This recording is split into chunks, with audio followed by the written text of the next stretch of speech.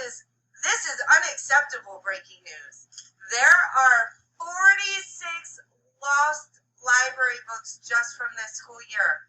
That's unacceptable. We can do better than that. I challenge you to do better. Look high and low. Find them everywhere. Speaking of looking, and in honor of Poetry Month, and just for Mrs. Zimmerman, who I know is watching this morning, I have a poem to read about lost library books. Oh, this is gonna be good. Did you look here? Did you look there? Have you checked for your library book everywhere? Have you looked in your room or maybe under your bed? Have you looked in the closet or until your eyes have turned red? Did you look here? Did you look there? Have you checked for your library book everywhere? Have you looked in your mom's? Have you looked at your dad's? Have you looked in nooks and crannies that you didn't know you had? Did you look here? Did you look there? Have you checked for your library book everywhere? Have you checked in the classroom?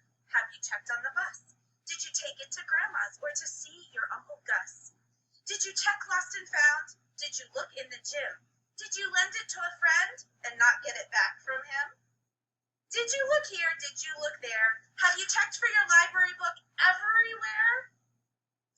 That is a fabulous poem. Thank you. That sounds like the conversations I have with my sons in my home. But it rhymes. It rhymes. It is so true. It has to be somewhere, right, Right. Mrs. Tyson? And if you absolutely can't find it, please just pay for it.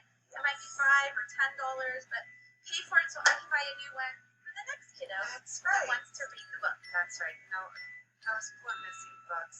I challenge you tonight. Go home, find your library books. Come in proud as a peacock on Monday that you have found the missing book. Thank you so much. Absolutely, that was a wonderful poem. I definitely enjoyed that. All right, North Hills, let's go and have a fabulously fantastic Friday, and I can't wait to see you at lunch.